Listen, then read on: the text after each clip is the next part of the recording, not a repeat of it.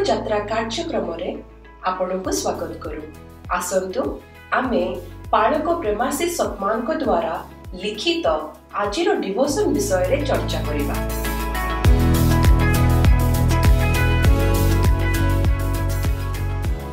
नमस्कार। आज आमे पालक प्रेमाशीष सतमणंकर गोटे लेखा भयर प्रकृत अर्थ बुझिबा से विषय रे कथा हेबा। हाँ, आ तार गोटे बहुत आकर्षणीय उपशीर्षक अछि, भय आपणंकु आश्वास करूछि कि? हाँ, सेटा माने भय तो आम समस्तंक जीवन रे अछि, किंतु प्रश्न हेउछि सबु भय कोन गोटी प्रकाररा? ना ना, सेइटा ही मूल कथा।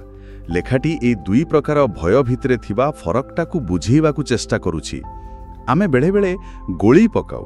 अच्छा, लेखा आरंभरे लुक 12.5 कथा कुआ जाइछि, जोठी जीसु कहुछंती जे मारी सारी नरक को पकेई पारिबे तांकू भय करो। हाँ, किंतु अन्य जगारे पुणी अछि जेमती 2 थिमोथी 1.7 रे जे ईश्वर आमको भीरुतार आत्मा देई नाहंती। आउ 1 जोहान 4.18 कहूछि सिद्ध प्रेम भय दूर करे। तेबे एटा टिके माने गोलमालिया लागुनी? हाँ, प्रथमे सुनिले टिके द्वंद्व भली लागि पारे, किंतु लेखकंक मतरे एही भय शब्दर दुईटा अलगा अलगा अर्थ अछि। अच्छा, केमिति? देखंतु, प्रथम प्रकार हैला साधारण भय, आमे जाकू डर कहू, जेमती साप देखिले डरिबा। हाँ, किंबा बहुत उच्चा जगह को डरिबा, परीक्षा पाई चिंता करिबा, भविष्यत कौन हबो भाभी व्यस्त हेबा, ये सबू। लेखकंक मतरे एई प्रकारर जो भय अछि सेटा हमको कष्ट दिए। आउ से कहउछंती शैतान एमिति भय को व्यवहार करे हमको जंत्रणा देबा पई। ओहो, माने एटा गोटे नकारात्मक जिनिस जहा हमको पंगु करि दिए। एकदम। तेबे जदि एमिति भय विरुद्ध रे कुहा जाउछि ताहेले ईश्वरंकु भय करिवार अर्थ कोन हेबो? से जो लुक 12:5 रे कुहा गला। हाँ, एहिटी आसुछि द्वितीय प्रकारर भय। लेखकंक अनुसारे एइटा आतंक कि डर नुहे। तेबे कोन? एइटा हैला गभीर श्रद्धा, विस्मय और सम्मानर मिश्रण।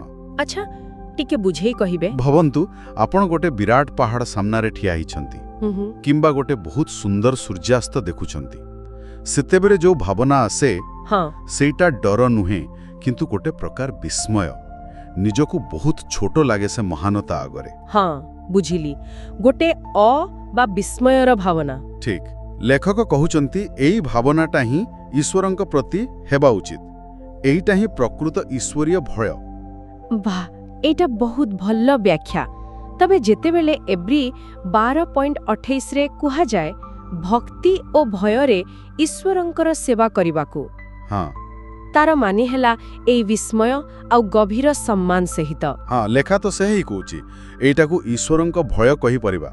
एहा हमकु तांकर महानता, तांकर पवित्रता, तांकर प्रेमकू माने स्वीकार करिबाकू सहाय्य करे आ ठीक भाबरे तांको उपासना करिबाकू प्रेरणा दिए।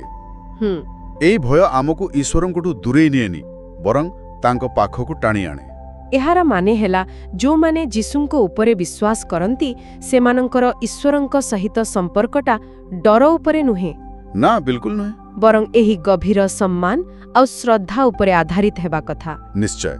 लेखारे एफिसियो 1.6 कथा भी अछि, जे विश्वासी माने ईश्वरंक द्वारा ग्रहणीय, तांको प्रिय पात्र। अच्छा, सेमानंकु आतंकित होई बंचिबार कोनोसी दरकार नहीं, बरं ईश्वरंकर जो असीम करुणा, तांकर जो भलपण, सेइटा ही एई श्रद्धापूर्ण भय माने सम्मान तयारी करे। आ जानिछंती एई सम्मानटा एटा पापरु दूरेई रहिबारे भी बहुत सहायता करे, गोटे शक्तिशाली प्रेरणा। तेबे जो ईश्वरीय भय कथा आमे कहूछु सेटा प्रकृतरे गोटे सकारात्मक शक्ति जहा हमको भलो काम पई आगो को नि जाय। एकदम सेया।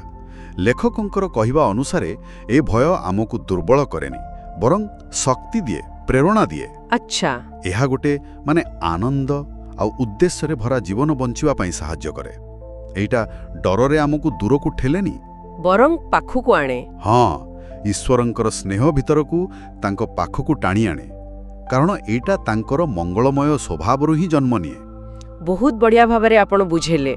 तेबे संख्या पारे कहिले लेखा अनुसारे दुई प्रकारर भय अछि, गोटे हेला आतंक चिंता जहा ईश्वरंकर इच्छा नुहे हाँ जहाँ आमको कष्ट दिए आउ अन्यटी हेला ईश्वरंकर महानता तांकर प्रेम तांकर पवित्रता को देखी आसुथिबा गभीर श्रद्धा विस्मय आउ सम्मान हाँ जहाँ एक सकारात्मक जीवन धारा भली अनुभव तेबे शिष्य गोटे कथा मन को आसुची ए जो पार्थक्यटा आमे बुझिले एटा हमर दैनंदिन जीवन रे किमती कामर आसी परिबो भला प्रश्न माने जेतेबेले किछि चिंता आसुछि किंबा किछि कष्टकर परिस्थिति आसुछि सेतेबेले आतंकित हेबा बदलरे जदि आमे ईश्वरंकर सेई महानता सेई विस्मय आ सम्मान को माने पकाई पारिबा तेबे कोन हमर देखिबार नजरिया बदली जिवो निश्चय बदली पारे सेई कष्ट समय भितरे भी कोन ईश्वरंक प्रति विश्वास आहुरी गभीर हेबार गोटे सुजोग मिली पारे एटा भाबिबा पई गोटे विषय रहिला।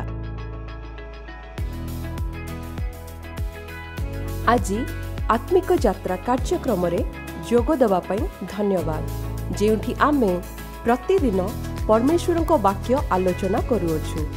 जदि एही कार्यक्रम आपनको आशीर्वाद देई अछि तेबे एहाकू आपना फैमिली आउ फ्रेंड्स व्हाट्सएप ग्रुप रे शेयर करंतु। आसंता काली पुणी देखा हबा। धन्यवाद।